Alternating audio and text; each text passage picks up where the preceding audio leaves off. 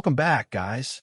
Today we're in Judge Washington's courtroom for an eviction trial featuring a repeat character, a sovereign citizen Karen who thinks she can cancel a lease like it's a subscription. She's trying to rescind her obligations, ignore rent, and still keep the keys like nothing changed. And the craziest part? She's convinced the law has to accept her paperwork just because she says so. Let's start. Matter of the Ranches of Rosebrook versus a niece battle, case number 25C 1245. Good afternoon, Your Honor. David Fantera on behalf of the plaintiff. Ms. Battle, could you please state your name? My name is Denise Battle. Thank you so much, Ms. Battle. All right, today's the day and time scheduled for a hearing in this matter. This is an action to terminate the tenancy based on non-payment of rent.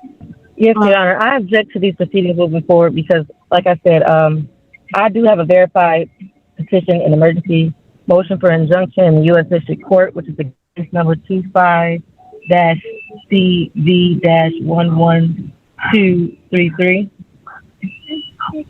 Thank you, Ms. Battle. And like I said, this court has not put on the record their jurisdiction. There's nothing on the record, and it stands. Every notice that I've sent is unrebutted, which stands at law.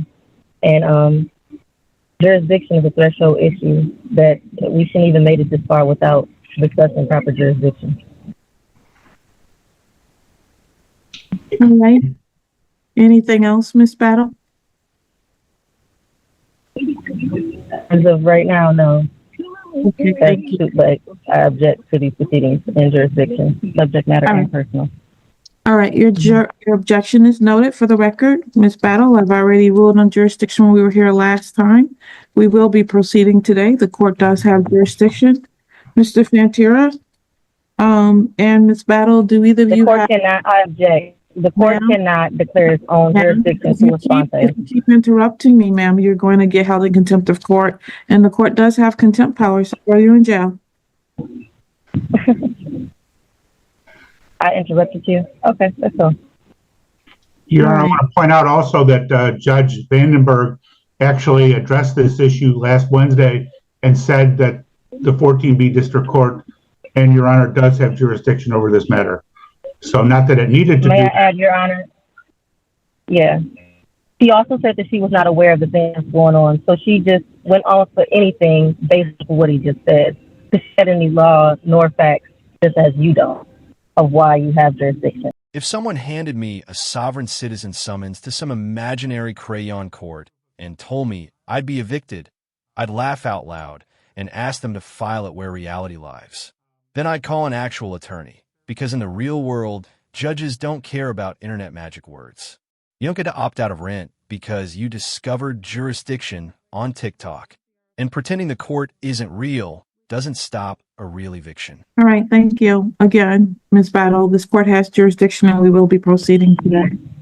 Mr. Fantera, actually the both of you have an opportunity at this time to do any opening argument that you want to make. So, Mr. Fantera, I will start with you. Do you have an opening statement? I'll waive my opening statement, Your Honor, and just get right to the evidence. All right. With respect to service, can you please put on the proofs regarding the service in case there is an appeal? Say that again, Your Honor. Can you please put on proofs regarding service in the event that there is an appeal?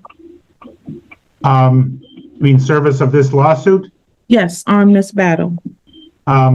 I believe that she was served by a court officer with Jimmy Moore's office, Your Honor. I think there's a proof of service in the file. And I don't know whether it was attached or whether it was personally served. But the court has that proof of service. With respect to proof of service, the file indicates that Ms. Battle was served with two different ways pursuant to MCR 4.201D, which is she was served, actually three different ways. She was served with an original mailing from the court, and then a second mailing went out from the court. Second mailing was requested by the plaintiff and was sent by this court.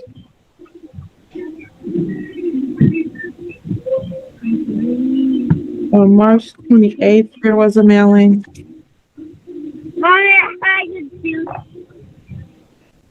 And then there was service by Edward Cope, who was the court officer. That service was effectuated through securing an attachment to the main entrance of the tenant's dwelling unit. And that was done on April 4th, 2025.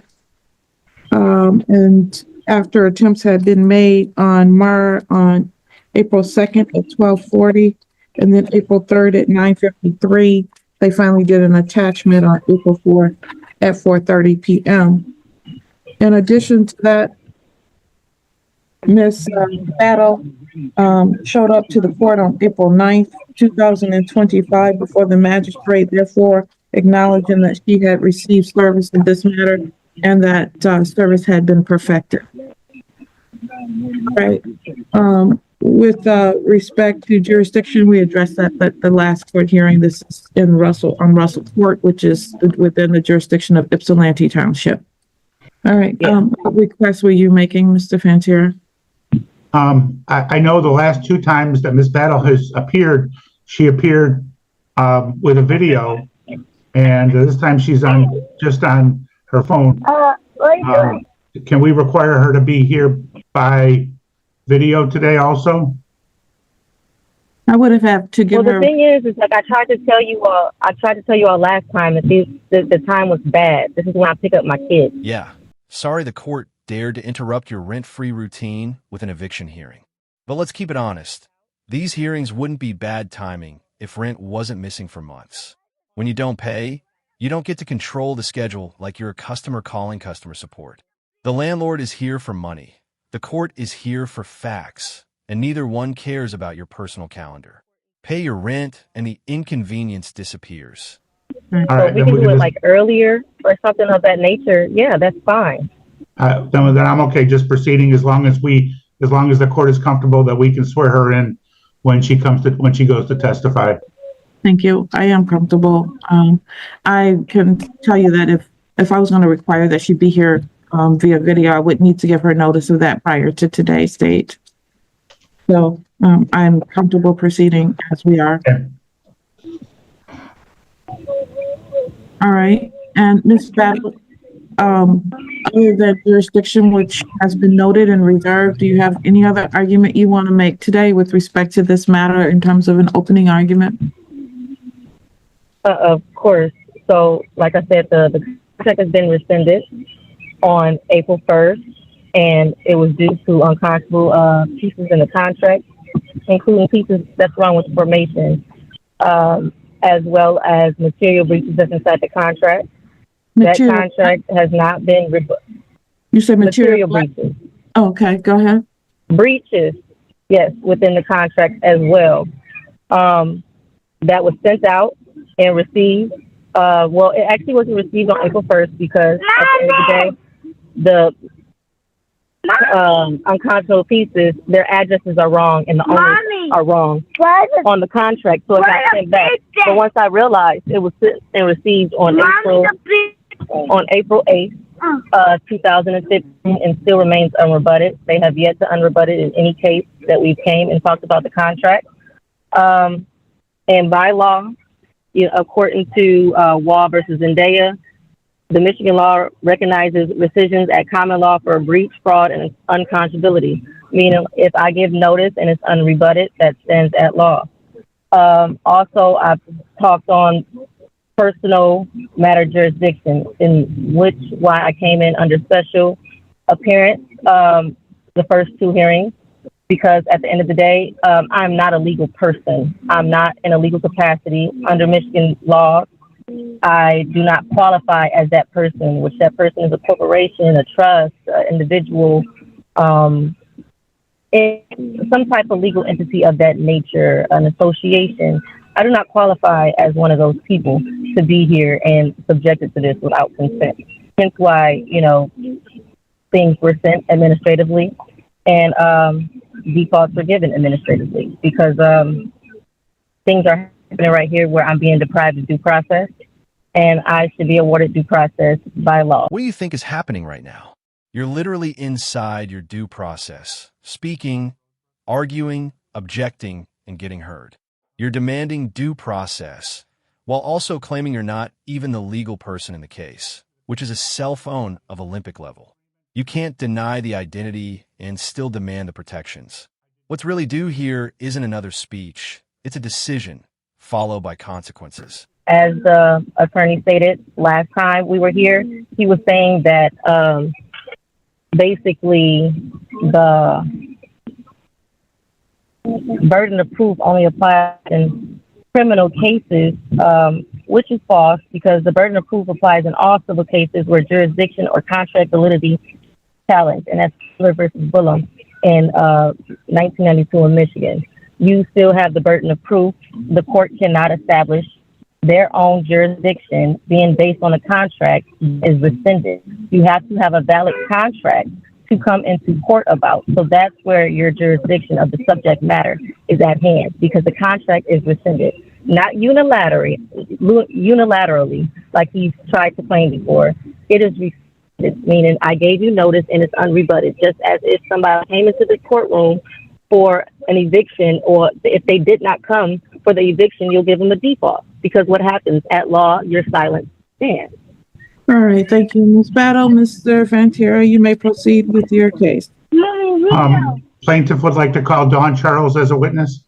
All right, Ms. Charles, please raise your right hand to be sworn. You swear or affirm that the testimony you're about to provide will be the truth, the whole truth, and nothing? I do. Thank you. You may lower your hand. You may proceed. Ms. Charles, please state your name for the record. Dawn Charles. And what is your position with the Ranches of Rosebrook? I'm the property manager. Are you familiar with the tenancy of Anise Battle? I am. Are you familiar with the lease agreement that that she signed? I am.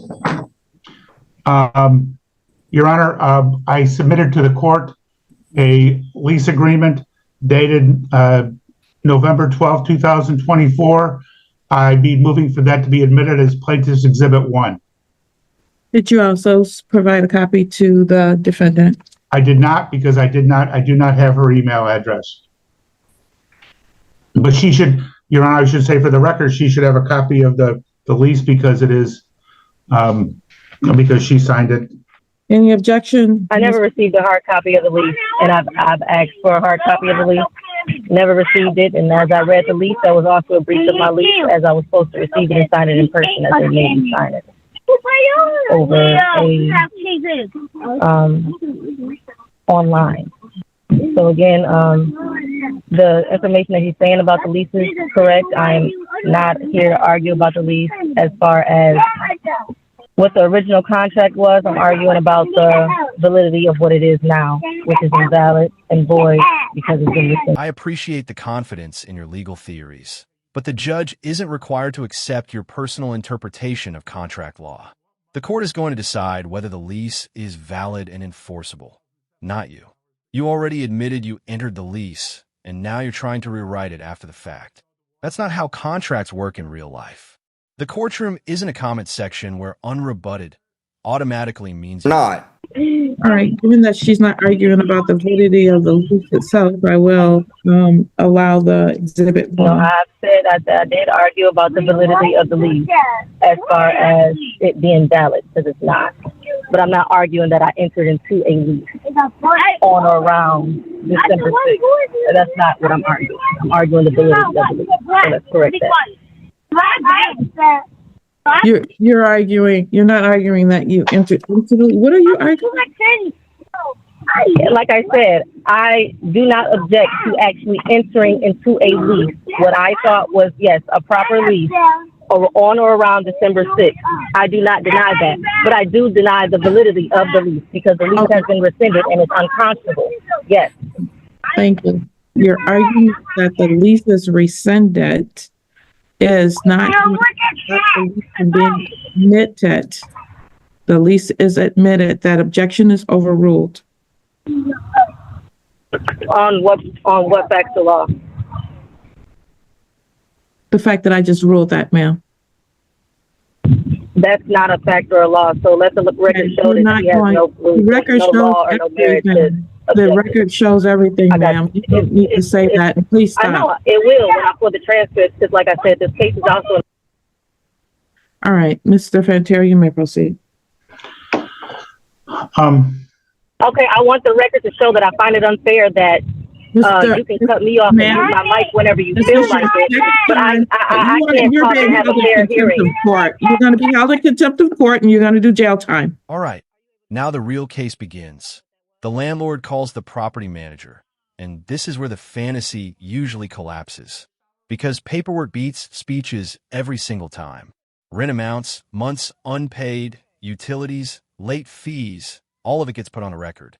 And when the receipts come out, sovereign citizen language stops sounding powerful and starts sounding irrelevant. Mr. Fantair, please proceed. Ms. Charles, can you, under the terms of the lease, what is Ms. Battle's monthly rent?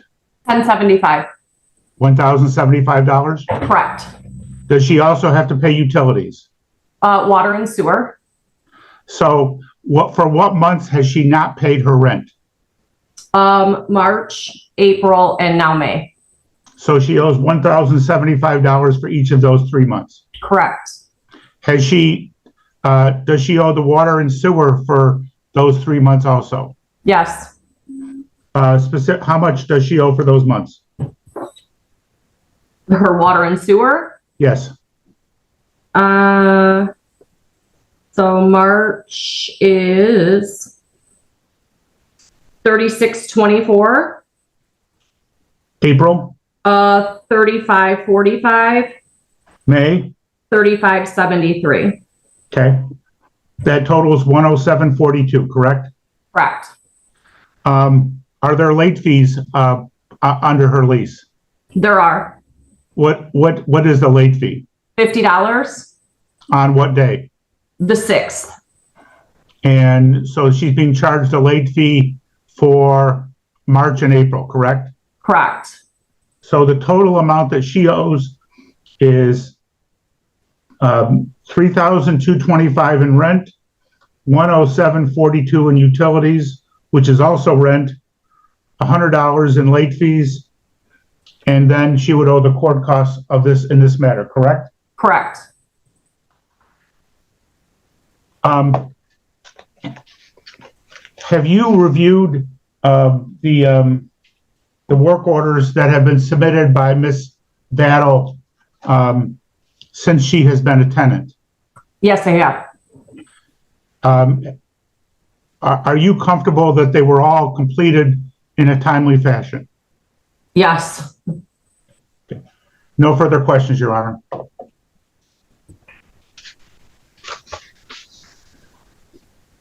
Thank you. Ms. Battle, do you have questions for Ms. Charles?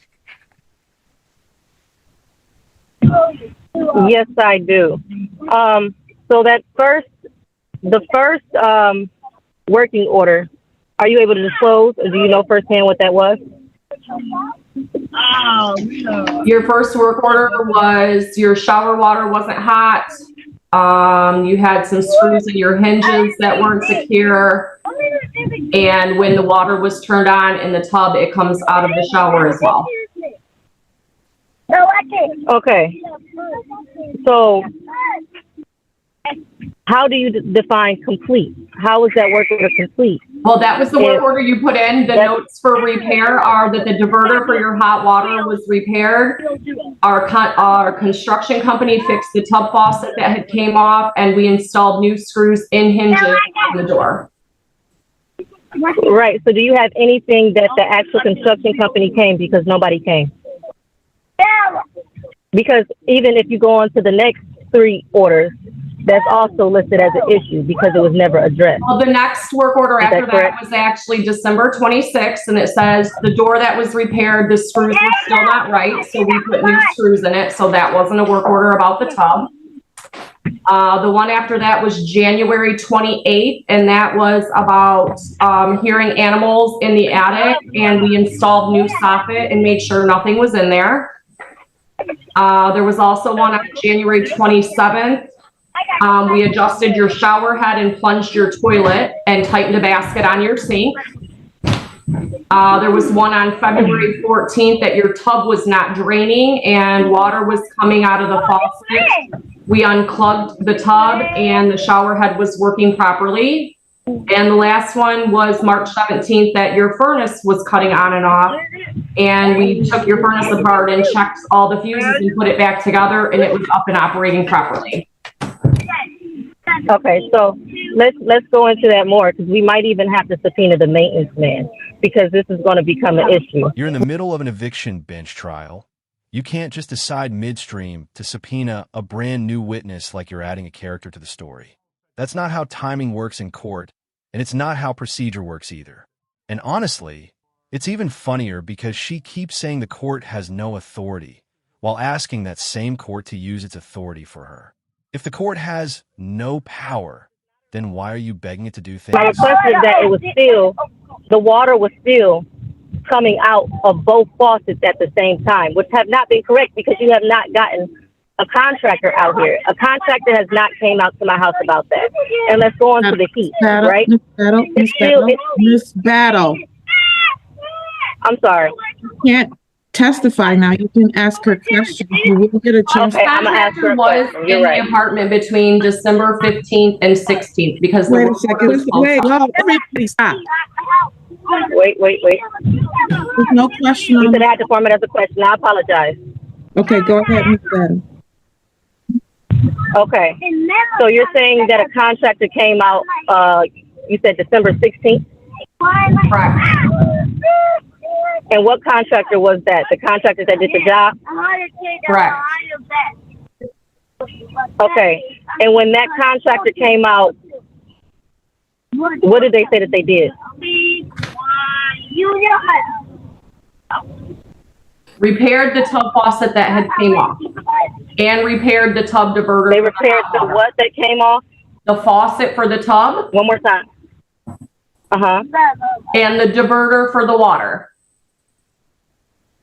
Right. Okay. So let that address that the faucet pushing out and the diverter, that doesn't address the issue of the plumbing, which really, when I had somebody come out, they said the wall has to be taken down because what happened is they messed up behind it. So again, let's rephrase. Let's go on to the new one. Let's go on to the furnace. So when they came out for the furnace and they came out to fix it the first time, what were their results from that? I only have one work order for your furnace. They took it apart, checked the fuse, put it back together, and it was up and running. They cleaned it and put it back together. Okay. The furnace is new. So no, it was two work orders. One was done in the middle of the night. Early in the morning before they came into work. Your Honor, So I just wanted to be clear. So you don't have that work order for the morning. I'm asking the question. 1 second, there's an objection. Your Honor, Oh, you said it was an objection? Can you listen to it, Miss Battle? I can hear him now. You say he had an objection? Your Honor, I want to object. We're getting into the weeds here. I mean, you don't have a right to withhold rent or rescind a lease because of something small such as a tub faucet. And so, we're getting into whether somebody actually came out and fixed it or when it got fixed. And it just seems to me that this is irrelevant to the proceeding that's going on today. Well, it's object because it's not irrelevant to the proceeding because it's part of the reason on why I filed out the breach. Because at the end of the day, I kept trying to get somebody to come out to fix these things that are not fixed. Heat is a major thing. It's been cold. I still have a heater in my house because they haven't came back and got it and fixed it like they said they were going to. You get what I'm saying? It's still unconscionable things in the lease regardless. So everything about what I am arguing here is valid because I do have the right to rescind the contract based on breaches of the contract, just like you can come here on a quote-unquote breach of the contract.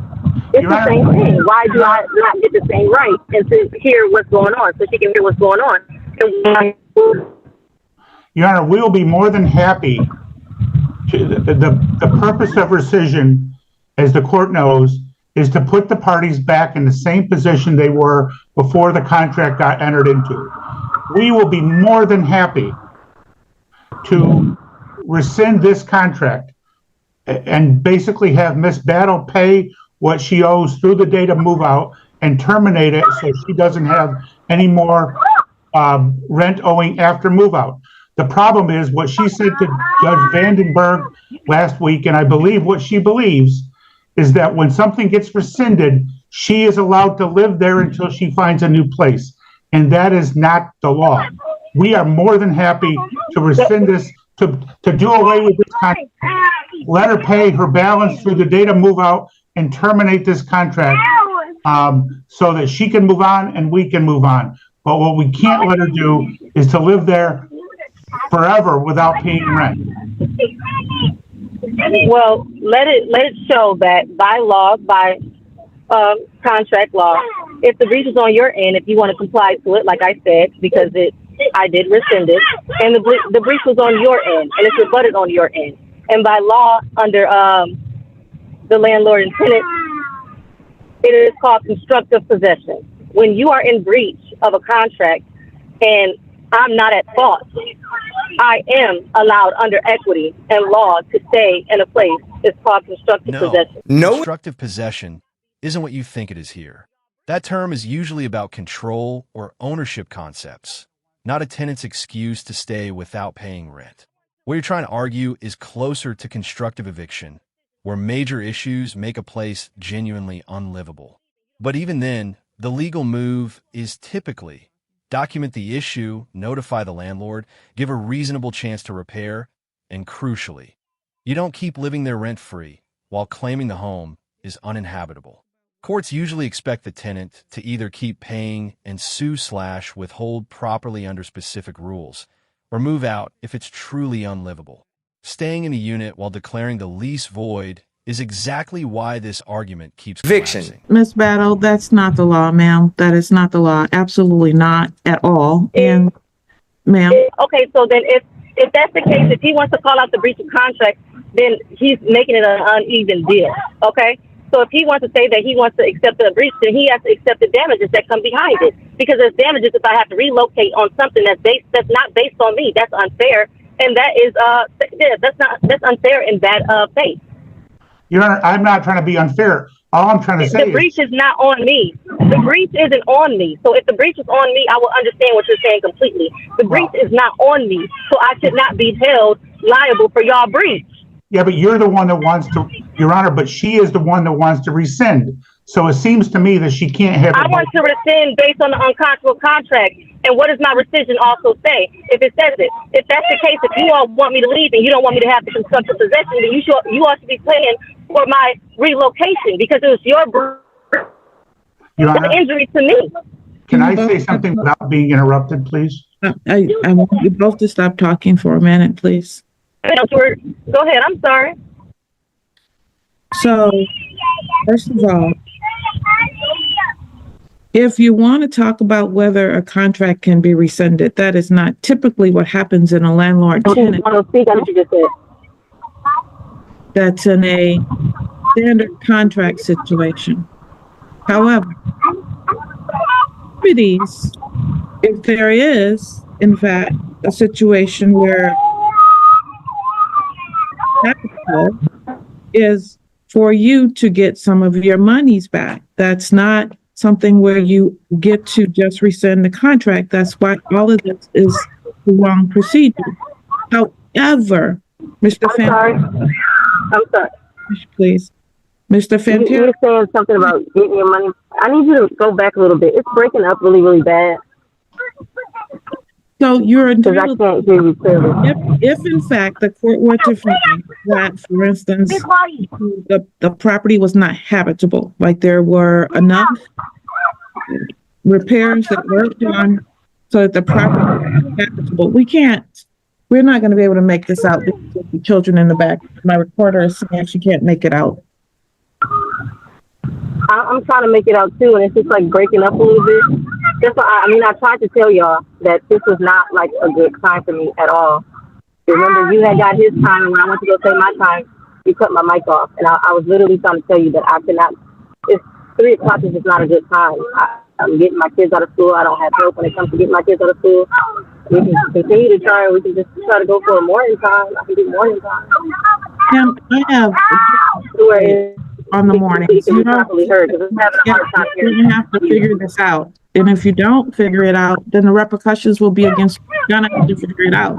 Well, hold on. I am trying to figure it out. I wouldn't be here if I wasn't trying to figure it out, or if I wasn't trying to, you know. I grant you that. I agree I agree with that. But I have criminal dockets every morning. We don't have a morning docket. You said what about a warning? Hey, stop. Hey. You said what about a warning? I said we have criminal dockets in the morning, ma'am. Is what I said. Yeah, I can do it in the spot on the court's criminal docket that badly. There's a simple path. Go commit a crime. Otherwise, you'll take the time you're given like everyone else. You don't get special scheduling privileges because you didn't pay rent. And you definitely don't get to derail a hearing because the audio is breaking up on your end. The court isn't your personal conference call. All right, that's where we're ending today.